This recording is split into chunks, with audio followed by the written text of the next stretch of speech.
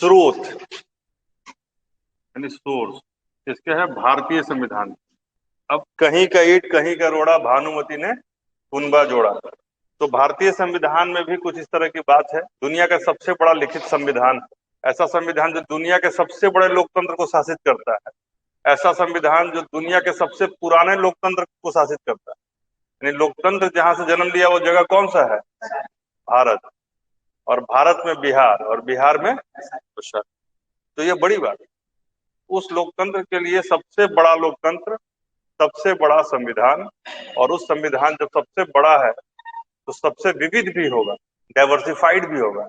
और वो डाइवर्सिफाइड संविधान इसलिए भी है क्योंकि यहाँ जितने में देश बदल जाता है उतने में जिला नहीं बदलता है। एक जिले से दूसरे जिले में जाएंगे तो संस्कार और सलीका बदलेगा, लोकल डिमांड बदलेगा, लैंग्वेज बदलेगा, भाषा, तमाम तरह की चीजें हैं, लोकल चीजें बदलेंगी। तो उसलिए ऐसा कहना कि यह इधर से उधर जोड़ा गया, ऐसा नहीं है। डिमांड के हिसाब से सप्लाई, यह भारत का डिमांड था क्योंकि डाइवर्सिटी है। तो एक साउथ इंडिया में कोई व्यक्ति रह रहा है, वहां के नॉर्म्स रिचुअल्स अलग अलग हैं, कोई मुस्लिम है, कोई हिंदू है, कोई सिख है, तो उसके अलग है। तो इसलिए सारी चीजों को जब तक नहीं डाला जाएगा तो यूनिटी इन डाइवर्सिटी कैसे होगा? उसके लिए एफर्ट किया गया और एक लंबा एफर्ट चला, 2 साल 11 महीने 18 दिन। भारत को संविधान को बनाने में लगा ना, कितना टाइम लगा? हाँ। तो वैसा संविधान बना। उस संविधान को कहाँ कहाँ से लिया गया, तो यह लिया गया क्या है? जैसे आज भी आप अच्छा नोट्स बनाते हैं तो क्या करते हैं, कई जगहों से पढ़ते हैं और फिर एक बढ़िया नोट्स बनाते हैं, लेकिन वो आपका होता है। आप कभी भी नोट्स में एग्जामिनर ये तो अच्छा ई वाला में इतना नंबर दिए और जो तुम दूसरा आईएएस वाला किताब से लिखे उसमें कम नंबर दिए, ऐसा करके एग्जाम नंबर नहीं देता है।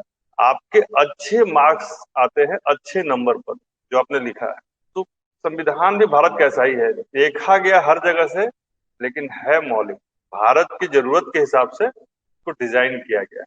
कस्टमाइज किताब है जिसको आज भी जो ओरिजिनल संविधान है वो हीलियम के घोल में रखा हुआ, पता है ना, एज इट इज उसको, क्योंकि वो मतलब जिस तरीके से लिखा गया था उसका क्षरण ना हो, खराब ना हो, इरोजन ना हो जाए, इसलिए उसको हीलियम के लिक्विड में डुबा के रखा गया। और बाकी हम लोग जो पढ़ते हैं वो सब कॉपी है। बहुत सारी चीजें थी तो उसमें बेसिकली जो कैलीग्राफी किया गया था, जिस इंक का प्रयोग किया गया, वो समय के साथ उड़ जाएगा, उसको बचाने के लिए उसको ऐसे रखें। तो लिखिए संविधान के स्रोत कहाँ कहाँ से, कुछ हमने लिया अमेरिका से, क्योंकि देखिए संविधान और क्या होता है, मान लीजिए एक छोटी सी कंपनी भी आपको रन करना है तो there must be some rules and regulations. तो रेगुलेशंस और रूल्स का सेट ही तो संविधान होता है, जो ऑपरेशन और डायरेक्शन देता है, ऑपरेट करता है सिस्टम को और डायरेक्ट करता है व्यक्तियों को या संस्थाओं को। बात समझ आ रही है? अमेरिका, फ्रांस, ब्रिटेन अलग, ये अलग बात है कि भारत इनसे पुरानी सभ्यता थी, भारत की संस्कृति सभ्यता इससे पुरानी थी, लेकिन समय और बाकी जो राजनीतिक तात्कालिक कारण रहे, भारत जो है एक समय ऐसा प्रूव हो गया कि आपको कुछ नहीं आता है। और जितने गोरे लोग हैं उनके ऊपर यह जिम्मेदारी है कि हम लोगों को सभ्य बनाए। इसी थ्योरी को कहा गया व्हाइट मैन्स बर्डन थ्योरी। कौन सा थ्योरी था? यानी कि व्हाइट मैन यानी कि जो अंग्रेज थे वो मानते थे कि हम लोग को सब कुछ आता है और हमारे ऊपर इस बात का बर्डन है कि हम आपको संस्कारी बनाएं, सभ्य बनाएं। क्योंकि देखिए सभ्यता और बर्बरता के बीच लड़ाई कहा गया था, कहा था ना, किसने कहा था? रीज ने कहा था ना, सभ्यता और बर्बरता के बीच। तो क्यों उन्होंने अपने आप को सभ्य कहा?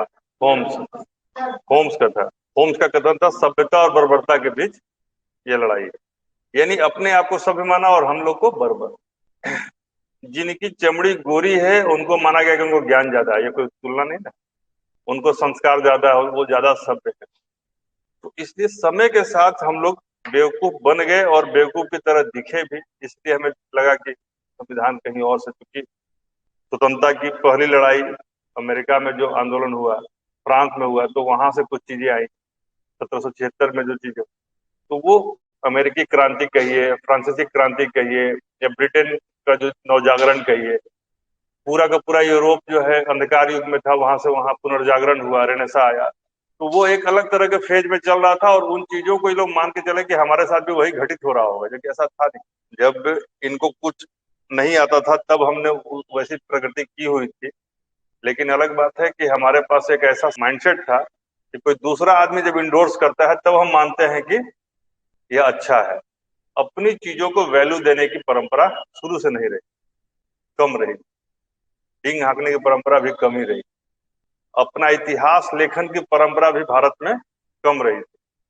जैसे हिस्टोरिकल राइटिंग जो है एंशिएंट टाइम में कम मिलता है, ये 2-3 किताबें छोड़ दी जाए तो ज्यादा नहीं मिलती। जैसे हर्षचरितम, राजतरंगिणी, ये सब जो किताबें हैं वो क्या है, हिस्टोरिकल राइटिंग देती हैं। और था भी तो पुराणों में मिलता है, जैसे विष्णु पुराण है या तमाम पुराण है, तो उसमें एक हिस्टोरिकल पर्सपेक्टिव है, लेकिन उनको उसमें नकार दिया गया। लेकिन यदि इतिहास को लोग संजो के रखता तो इनको पता होता कि जब दुनिया को कोई शासन संसाधन पता नहीं था, तब हमारे पास अर्थव्यवस्था जैसी किताब, जो पूरे वर्ल्ड में पॉलिटी की सबसे पुरानी किताब, अर्थशास्त्र, कौटिल्य का अर्थशास्त्र। तो अर्थशास्त्र पॉलिटी की किताब है। पॉलिटी मतलब राज व्यवस्था, वही राज व्यवस्था, जिसमें राज्य के 7 अंग बताए गए और हर अंग के हिसाब से जब वो चीजें वहां ड्राफ्ट हो चुकी थी तो लेगेसी तो हमारे पास थी। We should have understand it कि we have got the legacy, we have the historical perspective also. लेकिन लेटर ऑन जब हमारे पास तमाम चीजें बदली, पूर्व मध्य काल आया, मोहम्मद गोरी और गजनवी जैसे, इब्न कासिम, मोहम्मद बिन कासिम जैसे लोग आए, इख्तियार खिलजी जैसे लोग आए, तमाम हमारी संस्थाओं पर आक्रमण किया गया। आप विश्वास नहीं कीजिएगा, कभी खंडहरों को देखिएगा तो लगेगा ये विक्रमशिला या नालंदा जाएंगे तो जहाँ बहुमंजिली लाइब्रेरी हुआ करती थी, जिसके गेट पर जो गेटकीपर खड़ा होता था वह पूछता था कि भैया आपको किस कोर्स में एडमिशन लेना है। आपने कह दिया कि मुझे न्याय पढ़ना है, तो न्याय के 4 सवाल वही पूछता था, गार्ड ही, जिसको आप गेटकीपर बोलते हैं। वो 4 सवाल पूछता था और उसी को प्रवेश परीक्षा बोलते, वहीं से प्रवेश परीक्षा का जन्म, यानी कि जब आप परीक्षा पास करेंगे तो प्रवेश करेंगे, एंट्रेंस एग्जाम।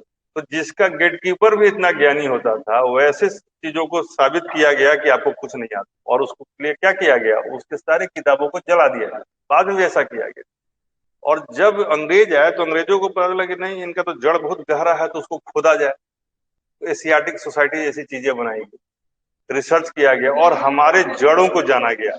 और ये काम आज भी हो रहा है। इसलिए देखिए, पढ़ने का केवल मकसद परीक्षा पास करना नहीं है, एक बेहतर इंसान बनना और एक जागरूक इंसान बनना भी। अब आप देखिए कि आपको पता नहीं है कि आपके पास कौन कौन से पर्व त्योहार में क्या क्या चीजें जरूरत पड़ती है। चाइना चले जाइए, सब पता है। चाइना को सब पता है कि हमारे गणेश जी का कैसा फोटो चाहिए, गणेश जी में पूरा रिसर्च उनके पास। वही मैंने एक किताब बताया था आप लोग को, the wonder that was India, L Basham की किताब है। आप तो ही पढ़ेंगे, मतलब उसमें भारत के बारे में इतना कुछ दिया हुआ है। हमको आपको कितना पता है राग के बारे में, ठुमरी के बारे में, गायकी के बारे में, उसकी विधाओं के बारे में, सब कुछ। तो चाइना में आज के डेट में आप देखिएगा कि हनुमान जी का कैसा कैसा मूर्ति बनेगा तो बिकेगा, कैसा खिलौना बनेगा तो भारत में किस समय सप्लाई करना है। आपके दिया जो है, मिट्टी का दिया, आप देखिए सब चाइनीज आने लगा। जितने पर्व त्योहार में आपका डिमांड को पूरा वो कैटर किए हुए है और सप्लाई पूरा भरे हुए, सप्लाई भी इतने लो कॉस्ट में कि आपके लोकल मार्केट का एकदम कमर टूट जाएगा। और वर्ल्ड क्या बना हुआ है, एलपीजी बना हुआ है। एलपीजी मतलब लिबरलाइजेशन, प्राइवेटाइजेशन एंड ग्लोबलाइजेशन। तो ये जो सारी चीजें बनी हुई हैं, यह क्या है, आपकी परंपरा और आपके परिवेश, आपका जो सभ्यता और आपका जो संस्कार है, उस पर रिसर्च किसने किया है, बाहरी लोगों, विदेशी लोग। और यह पहले भी हुआ है और आज। डीएम क्या है, आज के शासन प्रशासन में सबसे सेंट्रल अधिकारी का नाम है, तो उसका नाम क्या है, डीएम। जिसको डिस्ट्रिक्ट मजिस्ट्रेट कहिए या डीसी। जैसे झारखंड में जाएंगे तो डीएम को क्या बोलते हैं, डिस्ट्रिक्ट कलेक्टर बोलते हैं, यानी कि समाहर्ता, जिला का जो मेन कलेक्टर है, डिस्ट्रिक्ट कलेक्टर। क्यों? क्योंकि ever since inception of civilisation हमारा मेन काम क्या है, जब हम राज्य साम्राज्य की ओर बढ़े तो मुख्य काम था करों की वसूली और उसको बढ़ावा देना। यही ना काम था। जितना टैक्स आप जमा कर पाएंगे उतना ही बेहतर व्यवस्था दे पाएंगे। तो जो भारतीय लोग थे इनको आता सब था। समाहर्ता का पोस्ट कब का है, अशोक ने अपने लेखों में समाहर्ता का जिक्र किया है। अशोक ने सारी व्यवस्था जो दी है, ये फलना का अध्यक्ष, ये नगर का अध्यक्ष, ये खान का अध्यक्ष, तो ये दुर्ग का अध्यक्ष, तो समझ रहे हैं कि पूरी व्यवस्था बनी हुई। जो सड़क अशोक ने बनाई और जहां पर कि इतने वृक्ष और तालाब और रुकने के लिए लोगों के लिए ये सराय बनाया, उसी को लेटर ऑन शेरशाह सूरी ने मरम्मत करा के और पक्कीकरण कराया। और वो बाद में ग्रैंड ट्रैंक रोड कहला। किसी ने उसको अशोक तो नहीं, अशोक राजपथ नहीं कहा।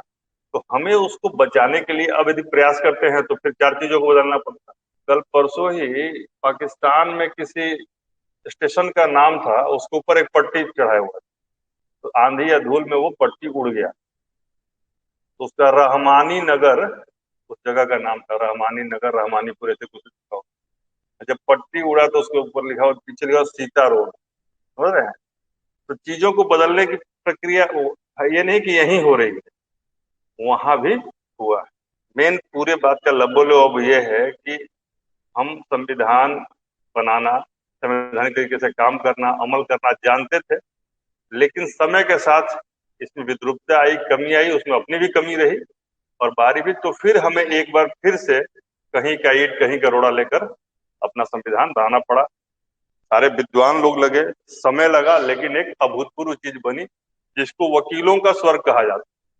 हमारे संविधान को क्यों कहा जाता है? वकीलों के लिए इसमें ऑप्शंस हैं, इंटरप्रिटेशन का चक्कर है कि आप इसको कैसे भी इंटरप्रेट कर सकते हैं। एक ही बात को एक वकील दूसरे तरीके से इंटरप्रेट कर सकते हैं, उसका कोई इसमें रोल नहीं। सुनने, वकीलों का स्वर्ग कहने का मतलब है कि वकील के लिए इसमें बहुत सारा चीज है, आप इसको जैसे चाहे घुमा तोड़ मरोड़ के पेश कर सकते हैं। हाँ, व्याख्या की बात है, इंटरप्रिटेशन की बात। ठीक है, किताब में हर जगह टेक्स्ट मिल जाएगा, कहानियां नहीं मिलती है, इसलिए हम कई बार कहानी पे जाते हैं ताकि आप उसके संस्कार से वही हो, उस बातों को समझे। तो वकीलों का स्वर्ग है। फिर इसको कहा कि लोचदार है। क्या कहा गया? लोचदार है, नम्य है, सॉफ्ट है। तो कहीं कहीं कहा गया हार्ड भी है। तो फिर तीसरा आदमी आया, बोला कि यह दोनों का मिश्रण है, न हार्ड है न सॉफ्ट है, यह अर्ध अर्ध पारगम्य टाइप का है, का मिश्रण है। तो यह भी सही है।